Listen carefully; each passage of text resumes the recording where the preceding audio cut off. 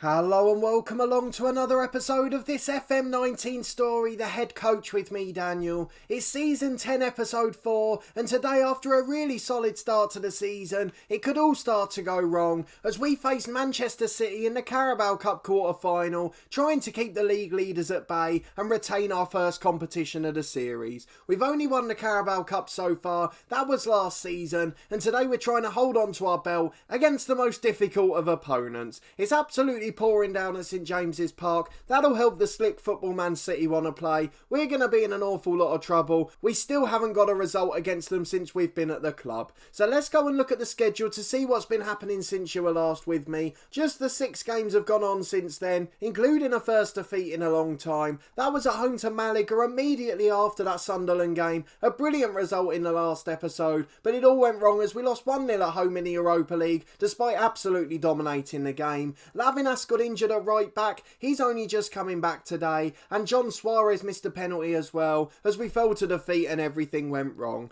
We did win 5-0 against our other North East rivals though, the following weekend against Middlesbrough. A brilliant result there, Brian Barrett with a brace, Florentin Bernard managed to end his goal drought, and Yanderson got a goal as well. 2 5-star performances against our rivals, and we were really delighted with that. A much more mediocre win followed it at home to Bournemouth though, just 3 days later that was, but Florentin Bernard back on the score sheet, he nicked the winner in that one. Again we missed a penalty, this time Douglas Luiz, and Arzani picked up an injury too. We then drew 0-0 away to Fulham, a really bore draw this one. We didn't make any changes, it was such a nervy game, I didn't want to risk anything towards the end, but a side that have really been overachieving this year, Fulham, got themselves in the European mix, and I can see why based on that performance, they really probably were better than us. However, the following midweek we did confirm top spot in the Europa League group stages, a brilliant result away at the Croatian champions, Mason Greenwood with an early brace and just a late consolation from them, but we never looked in danger of losing the 3 points. And then a 2-2 draw, a really disappointing one. This was at home to Wolves at the weekend.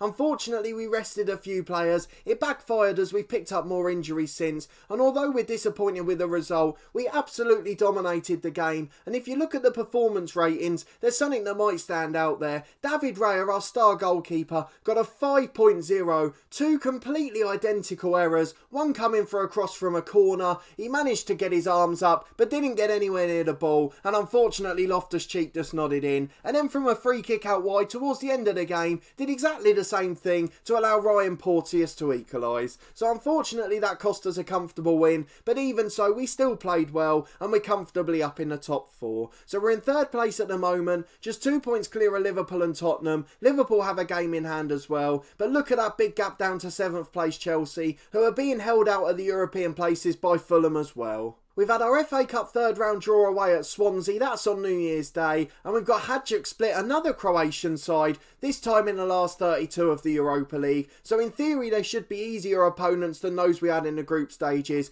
but I'm sure it won't quite work out that way. But let's go and look at our lineup for this City game. It's not quite as easy as last year. You'll remember in the semi-final we got lowly Brighton in the Premier League, and then we had Championship Leeds in the final. This time if we get through, we're going to be facing either Liverpool United or the winner of the other tie between Palace and Middlesbrough, so I guess it could still work out nicely, but it's rather unlikely this year. We're definitely going to face one hard opponent either way, and we've got the toughest of quarterfinals against City this time. So let's see who's favourites. City just about, and look at that head-to-head record since this series started. 1 win for Newcastle, which must have been well before we were here, 2 draws and then 19 victories for City. That's certainly going to make things a bit tricky for us today. It looks an ominous record and it's going to be very difficult, but we have faith in these lads to deliver on the big stage. We've got a few injury blows as well, 2 of them out on the right wing in Arzani and Lavinas, and then a suspended Ezri Konsa at the back, which has meant a bit of a shuffle round back there.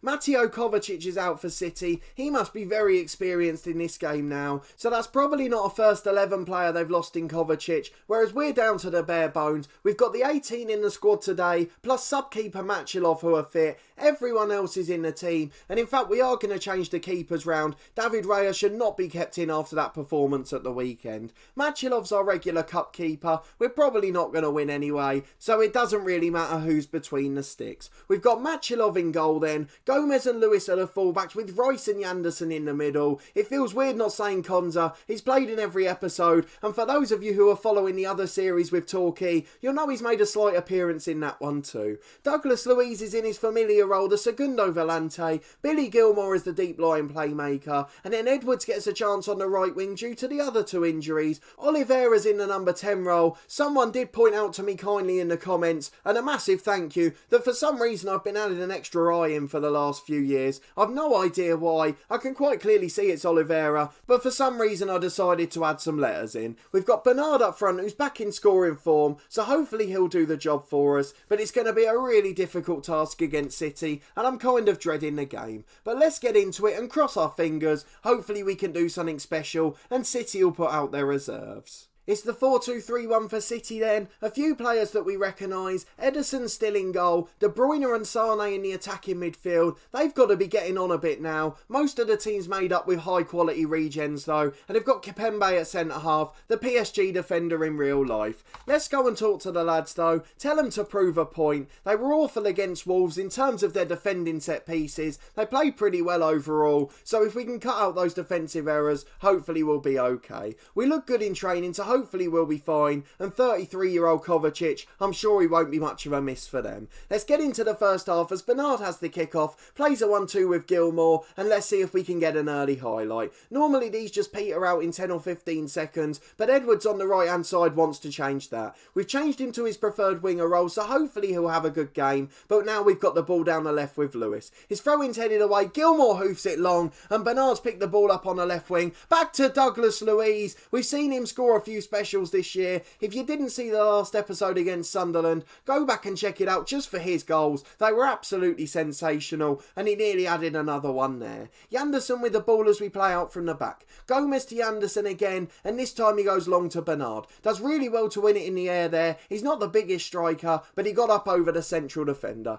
It's Sane on the left wing, City just keeping the ball. It's also familiar to real life at the moment. City playing short possession, and then randomly a big long hoof down the field there, which goes straight back to us. Just under 10 minutes gone, we've had the slight edge of the game, but unfortunately we've not really created any chances, so we can't sing about it too much. Edwards has been challenged on the edge of the box. It falls back for Barrett. He gets Lewis in on the overlap, and he smashes it against the post, and is cleared behind by the defender for a corner. A brilliant start, and our first shot that was really in anger, but unfortunately it couldn't beat the woodwork, and it remains 0-0. Edwards picks it up again on the right. I've no idea what he was trying to do there, but he's hoofed it straight out for a goal kick, and with a quarter of an hour gone, it remains goalless at St James's Park. The rain's still lashing down as Lewis has a throw into the back post, away to Luiz. He loves a shot from the edge, but this one wasn't good enough, and unfortunately it's been hacked away. Barrett down for Oliveira though. What a goal that is. Mauro Oliveira from the edge of the box. What a fantastic strike. We lead against City 1-0, and we're really putting in a performance now against the best side in the country. We've got the ball at the back again with Rice. We've dominated this first half, restricted City so well. They've not even had a shot, let alone on target. Although they've dominated possession, they've not been allowed to do anything with it. Edwards charges forward, but he's challenged well, and now Rice has got it again on halfway.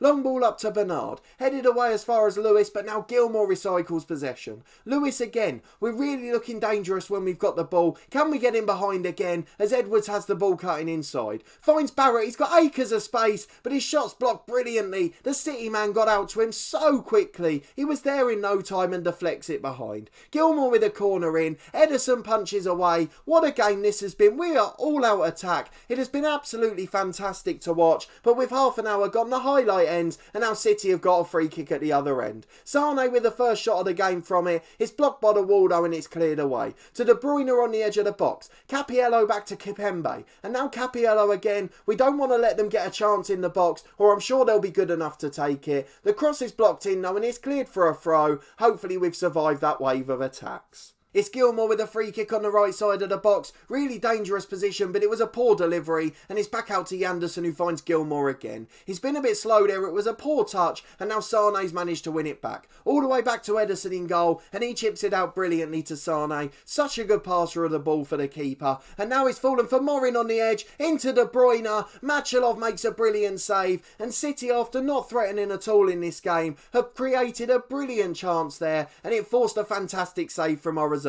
keeper. It's Mercado on the left hand side, throws it into De Bruyne, and now Sane into Van Riel. Brilliant header that was, but just wide of the post, and we're lucky to see it hit the side netting. 5 minutes to the break. Can we hold on now? City are showing their quality. It's a throw on the right in an attacking position. Gomez has taken it for us. We're really creating now. Into Brian Barrett. He's hit the post again. Oliveira back out again. It's crossed by Gomez, but Barrett straight into the arms of Ederson. A really good spell again for us there, but we're not taking our chances, and I fear we may regret that at the end. The half-time whistle's about to go though, and it's been a really good first half performance, but we're going to do really well to keep it up in the second half. I'm sure City will throw on some big guns. We're going to tell the lads to prove a point again. Mikel Anti has suggested it, so let's just say that to them. Most of them are motivated. Hopefully it'll show as we get back into the second half. It's Mohammadi at right back for City. He finds Van Riel. Coming forward, it's a good start to the half for them. The away side really looking to get back on terms. They've got a cross in from the right. Yanderson heads away, and Oliveira does really well to get to the second ball.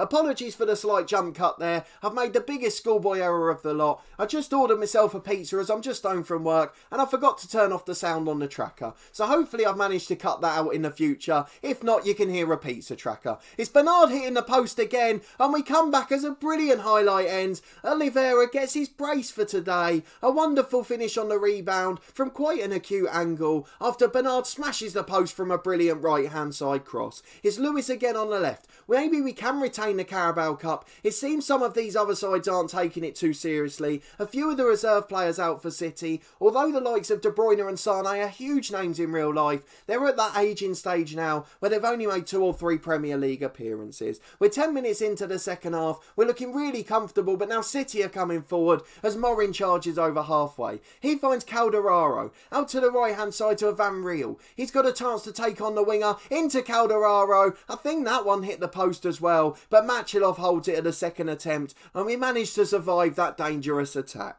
Just over a quarter of the game to go. We're back with City attacking again. It's Mohammadi on the right hand side, and he finds Dumbia. It was a very strange time for the highlight to come back as the ball was bobbling around in the 6-yard box, but thankfully that didn't cause anything. Though Van Riel's in at the back post, he's hit the post again, but this time he was offside, and thankfully we get away with it. It's a goal kick from Machelov out to the right hand side. It must have been a free kick because it was out of the box. I'm not paying attention again there. Getting a bit nervy now as we try to hold on, and City are really coming back into it. It's Yanderson at the back from the long ball. He goes all the way back to Machelov. Long clearance downfield, but it's straight back to City. They're dominating the game now. Calderaro's got it on the edge, and Machelov makes another good save to hold it. We've really got to think about our tactics. We're going to drop to a balanced mentality for now, and we'll do the rest in 5 or 10 minutes. Right, just 15 to go. Let's get to the team instructions. We're going to tell the lads to time waste, slow the pace down and hold our shape. We don't really want to be getting caught out now. We're going to make a couple of subs as well. Billy Gilmore's tired in the middle. Youngster Polanco can come on for him. Florentin Bernard had an okay game up front, but Bernard Martin can have a run out too. And then Brian Barrett on the left. He's struggling a little bit for fitness, and we need him at the weekend. So Valdir Ranzan will come on there. He'll just play on the left-hand channel.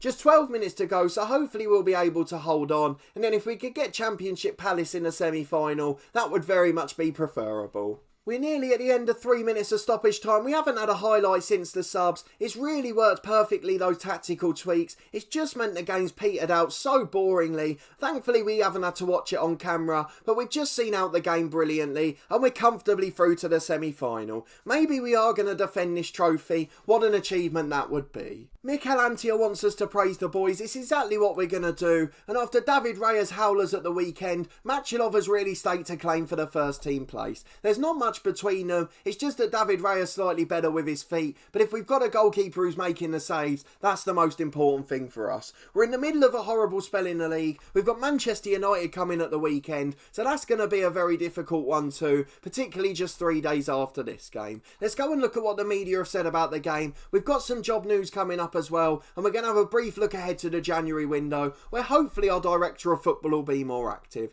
It was a ding-dong battle apparently. I guess it was more a game of two halves. We dominated the first and restricted them to barely anything, and in the second they really came back into it and were unlucky not to get a goal or two. We've got through to the semi-final though. It's the most important thing, and Oliveira's going to get all the praise. Not only can I pronounce his name right now, but I've also told him he was brilliant in front of goal. He's really got back to his form from 2 years ago this time, and again we just have to remind everyone that we got this guy as a free agent. What a fantastic player he's been, and long may it continue. But let's go and look at the news that we've had since the last episode. The AC Milan job is something we've talked about a few times. It did become available again, and unfortunately we were rejected yet again. So there's no big jobs going at the moment. If we look at what's available, I think the biggest one was RB Leipzig, and now it's Levante and Rennes. All very decent clubs, but no bigger than Newcastle in terms of reputation in game, and certainly won't have bigger budgets either, so we can't make the move unless it's going to be a realistic one. Let's quickly go back and see if any of the big jobs were insecure. I don't think there are any at the moment. It's such a shame. We're going to be waiting a little while as all the other big jobs are stable. And if we go and look at our transfer screen, we've got one transfer pre-agreed, which we talked about in the last episode,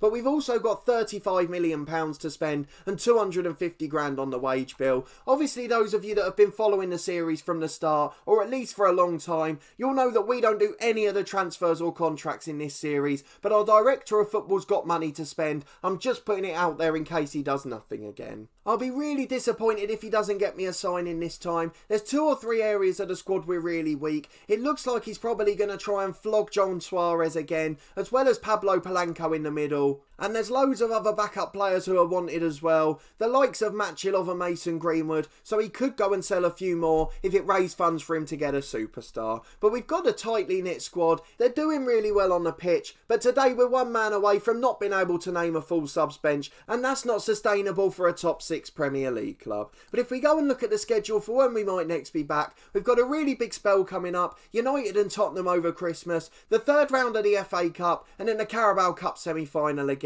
So we'll come back depending on who we get in the semis for either the second leg of that one or the Liverpool game in the league just before it. They're both going to be massive, so we'll show you the most important one. But that will be all for this episode. If you did enjoy it, please put a thumbs up on the video. Let me know down in the comments what you think our director of football might do in January. Is there anyone you think he'll sell, or is he going to keep the players here and disappoint me by not signing someone? And do you think we can retain the Carabao Cup? It's something I'm starting to get a bit more hopeful of, but obviously at this stage last year we didn't have 2 massive sides left, so it's going to make things a little bit more tricky. Subscribe to the channel for daily FM19 content from my 2 long-term stories, this one the head coach, and then our one club series part of the furniture with Torquay United. It's been an absolutely massive season in that series, monumental achievements all over the place, so if you haven't seen it yet, please do go over and check it out. I'm really enjoying that one as well. We've also got an appearance from Ezri Konsa in that one, so there's a familiar face over there too. And there's also weekly content every Friday from our Snooker 19 career, a new game I'm really enjoying playing at the moment. And then at the end of May we've got Cricket 19 coming, the official game of the Ashes. I've really enjoyed the previous editions by Big Ann, so I think it's going to be a fantastic game, and you'll see lots of content from a career mode series in that game towards the end of May and the start of June. But the Football Manager content's going nowhere. We've got plenty of action to come in both series, so I hope you'll join me again for the next one. But a massive thanks for watching as always. I really do appreciate it, and we'll see you next time for another big game with Newcastle.